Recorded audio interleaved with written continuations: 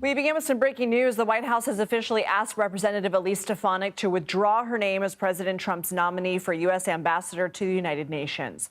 President Trump confirmed the reports, taking to Truth Social to say in part, quote, "As we advance our America First agenda, it is essential that we maintain every Republican seat in Congress."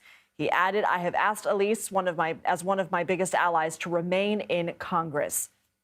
The Republican representative from New York has been a loyal advocate for President Trump, which has quickly propelled her within the party. But Republicans currently hold a slim majority in the House. With 4 seat vacancies, losing Stefanik could pose legislative hurdles for the party's agenda. The White House is also continuing to deal with the fallout from the nearly full release of a Signal chats logs, which included top intelligence officials and the editor-in-chief at The Atlantic inadvertently. Later this afternoon, the Trump administration is heading to court over the controversy.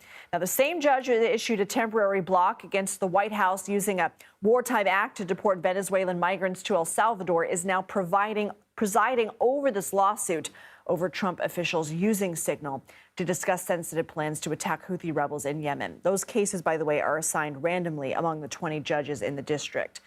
The Trump administration has repeatedly downplayed the details of the chat, saying none of the information discussed was classified.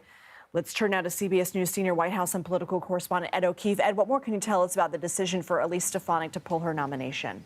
It does appear, at least officially, publicly, Lindsay, that this has everything to do with the tight margins in the House. The president saying in part that with a very tight majority, I don't want to take a chance on anyone else running for Elise's seat. The people love Elise, and with her, we have nothing to worry about come Election Day. She represents a ruby red Republican district that stretches across much of northern New York, the Adirondacks. And there was the possibility that the governor, the Democratic governor of New York, would call a special election at a time that maybe benefited Democratic turnout. And so with the margin being as close as it is, right now it's 5 seats. Come Tuesday, when 2 Republicans are expected to win special elections in Florida for the vacancies created by Mike Waltz and Matt Gaetz, that would expand a little bit. But then you've got all this controversial tax and spending legislation coming in the next several weeks or months, where there are going to be a handful of Republicans that want to or expect to vote no. And so by keeping as many Republican yes votes, potentially, at least supportive of leadership in the White House, in the House, the hope is that the agenda can get through.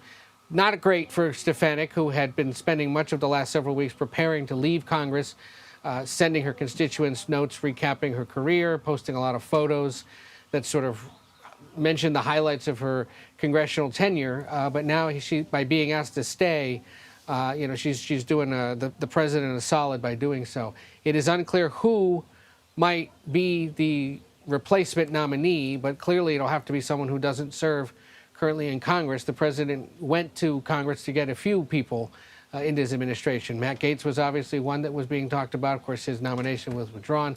Mike Waltz, who's now the national security advisor. Stefanik was another. There are a handful of former representatives and that are now serving in cabinet or in other senior government positions. But he's going to have to find somebody else, and we'll wait and see who that might be. And the Trump administration continues to downplay the now infamous Signal group chat. What more can you tell us about the hearing scheduled for this afternoon? So 4 p.m. Eastern, the same judge, as you mentioned, that's handling the legal fight over the use of the Alien Enemies Act is now also assigned to this case, as they are randomly assigned.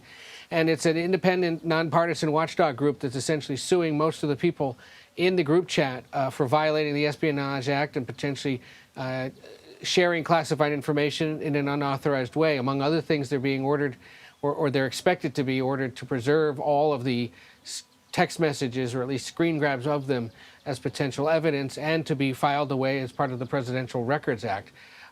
It was perhaps no surprise that somebody was going to sue over this, in part because a lot of these groups understand if the Republican-led Congress isn't going to do it, if a Department of Justice that is more closely aligned with the president than any other in modern history is essentially taking cues on who to prosecute and when from the president himself, they're not going to do it. Somebody has to sue to try to at least hold somebody to account. And so that's what's expected to begin unfolding today in court. Already, our Melissa Quinn has noted that in an early filing from the government, the Treasury Department, at least, had already taken steps to preserve the messages, taking them from the Treasury Secretary's phone and making sure that they've been saved in a way that they could be preserved as part of the Presidential Records Act. All right, Ed O'Keefe, thank you.